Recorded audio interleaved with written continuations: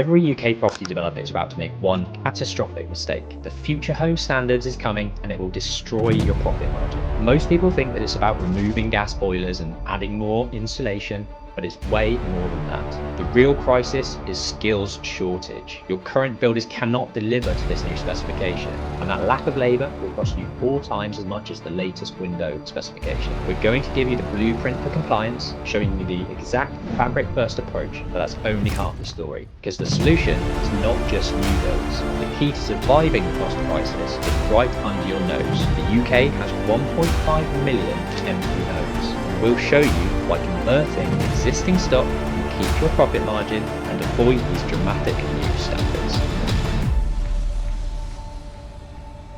The Future Home Standards. So Polypipe, I mentioned, sell building products mainly to do with drainage, heating, MEP items. In the UK, they're massive. Yeah, every now and again, they host some roundtables where they bring in developers, architects, interior designers, MEP consultants, all those sort of specialists in their field to one room, and we debate. I was invited by the chair who also runs a lot of social housing roundtables and businesses, and it was a really, really interesting and fascinating. There were lots of mixed viewpoints. Ultimately, the goal is to prepare and have that step change for the UK to get towards the net zero carbon target of 2050, which the UK has signed up to. The government has signed up to, a legally binding net zero 2050 target to tackle the rising energy costs and, the cost of electricity, the cost of running your homes, and ultimately creating healthier homes that are safe with no mold, good ventilation, comfort in the winter in terms of heating, comfort in the summer in terms of overheating, which is actually becoming more and more prevalent nowadays with the high levels of thermal insulation that are being required to put into homes. It's for all new homes in England. It's aimed at delivering 75 to 80% lower carbon emissions compared to the 2013 standards. So we are going all the way back 12 years ago to 2013 building regulations and improving it by 75 to 80%. Now in 2022, 2023, Part L of building regulations increased anyway up to a 31% reduction compared to 2013 standards. So that was like a step change that the government brought in to help ease ourselves into this full future home standard. And ultimately, the additional goal of the future home standard is to create houses that are zero carbon ready. So if they can't be now, it's plugging in things like the infrastructure for EV car charging, for battery storage. It comes with a fabric first approach. So ultimately, when architects are looking at the properties, they're going to be thinking about the insulation of the thermal fabric, much tighter airtightness. So when new builds are built and some conversions nowadays, you will need to do an air test, which is where they put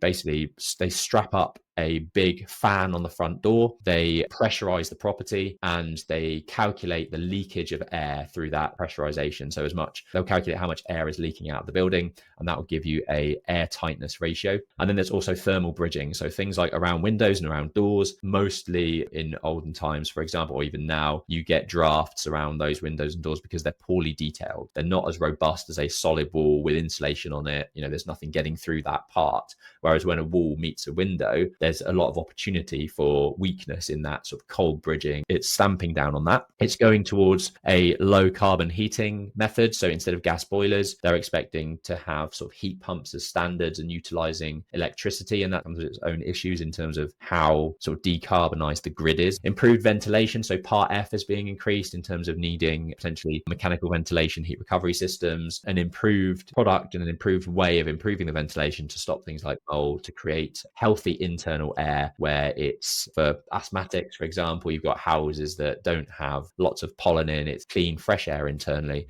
and that ventilation is upgraded. I mentioned around overheating. Part O is part of that building regulation that is going to be prevalent in that space. And ultimately, given the way that the summers are getting warmer, overheating is now a serious concern. I think somebody said there were 3,500 deaths last year when we had that heat wave over the summer because of buildings overheating, which is not a good place to be. There's still more deaths from cold and mold, but still the increase in summer deaths because of overheating is increasing. Tighter compliance checks, so more accurate thermal modeling is needed, more rigorous commissioning on site, more tests on site in terms of, like I said, the air tightness tests and all those other compliance things that need to go into things. So that's the general overview of what the Future Home Standard is. Like I say, it's not fully in yet. We don't have full sight of all of the legalities around it, but it's coming in. It is coming in very, very soon. It is something that you need to be aware of. It's worth noting that conversions don't apply to the future home standards. This is purely for new builds, but ultimately when this gets rolled out, the next thing that they'll be focusing on, guaranteed, will be repurposing the existing housing stock, because like somebody said on the roundtable, there are about 1.5 million empty homes in the UK, and our target for new housing in the UK is 1.5 million. So if we just repurposed all of those empty properties, we'd be getting a good way in terms of providing new housing for those demand of 1.5 million. So how does it impact you as a developer? Ultimately, costs are going to increase. Simple as that. The anticipated cost to kind of comply with these standards is somewhere between 4 and 8%. Obviously, that's a massive chunk of your potential margin. If you're not factoring this in now, effectively, when it comes to selling these properties and building out these properties in 18 months, 2 years time, your costs have increased significantly. If you don't have that factored in now, you're just going to eat away into your margin. By that point anyway, you've probably eaten away into your margin with delays and cost overruns and things like that anyway. So you need to make sure that this is baked in from day one. Most of those build cost increases will be cost to improve window specification, for example, triple glazing, installing heat pumps instead of something like a gas boiler, where a heat pump might cost you 8 to 10 grand fully installed, whereas a gas boiler might have been 2 to 3 grand, for example. All of the detailing around the airtightness, all of the extra insulation that you're going to need, all of that is what's going to increase your costs. And one of the biggest problems that we foresaw, and I think everyone around the table agreed, is from a labor perspective and a skills perspective, we do not have the skills to create houses that are compliant with the future home standards at the moment. There's a lot of upskilling that's going to be needed. There's a lot of new talent and labor that's going to need to come into this space to deliver on this. Most builders that you work with probably been doing the same thing for 30, 40 years. To tell them they need to start changing how they do things, have more of a closer eye on the detailing around windows and door junctions, how certain things are going to have to be done slightly differently, it's going to be a shock to the system for a lot of these people. So, the skill shortage we're already struggling with when it comes to the level of skill needed to deliver this type of housing stock with such rigorous standards is also going to be a massive impact and a massive struggle, I think, for the industry. I mean, the benefits are pretty clear. You've got lower energy bills for occupants. You're future proofing the houses so that you're not having to retrofit things down the line and upgrade later down the line, which is,